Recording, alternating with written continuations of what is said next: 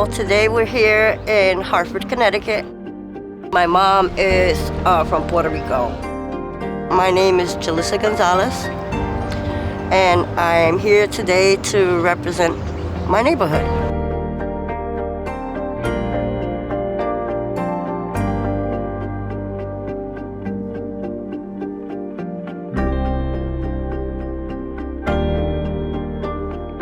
Hello, I'm Mark Jenkins, the Executive Director of the Greater Hartford Harm Reduction Coalition.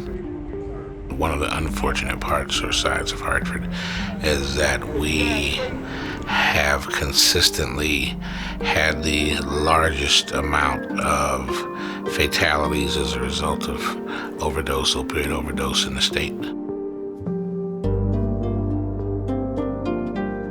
I was introduced to drugs by my mom, which was an addict at the time that she introduced me at the age of 11. So being that I was a child, I didn't know no better. Like, I watched my mom do a lot of harm to herself, which I didn't know at the time it was harmful. So I did what I seen her doing. And as time went on, I kept abusing myself, my body. Unfortunately, the majority of my life, I've been an addict.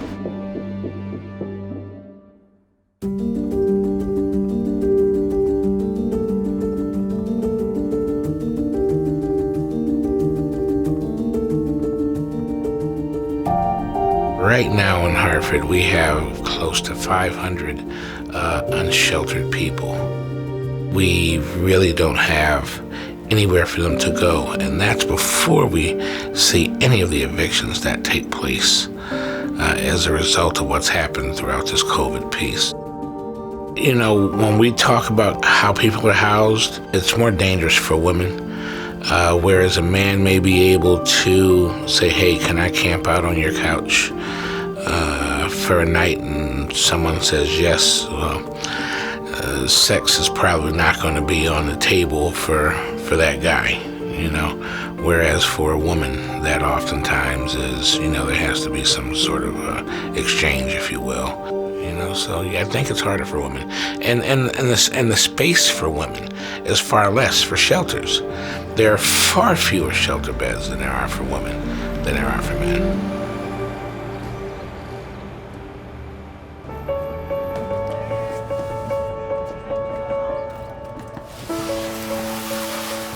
You know, a lot of people, you know, just wind up burning all their bridges.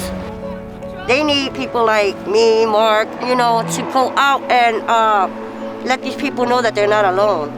You know, that they do have somebody that can relate, that's been in their shoes, that has walked their path, and that is willing to help, most of all. Puerto Rican community right here in Hartford.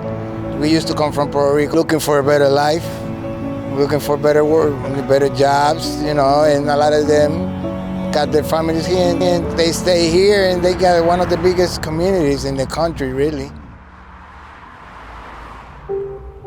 Much of our service delivery as a result of COVID has gone to our Mobile One network, which has developed into a service and treatment on demand model.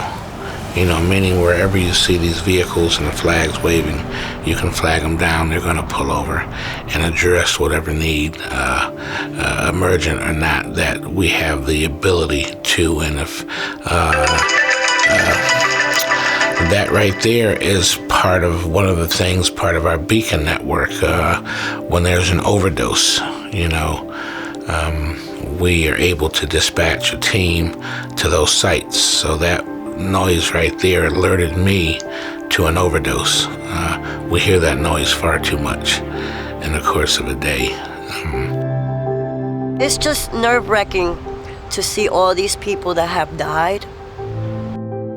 And I didn't know how much I was gonna miss them to know that they're gone.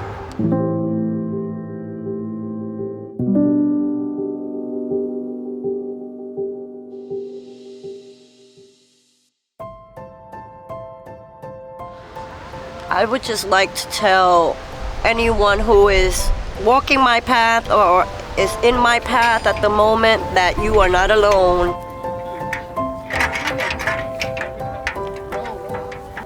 there is someone out here who's willing to help you. There's people like you. We are no different. We all have to learn how to love each other. You know, we have to learn how to be grateful to wake up each day.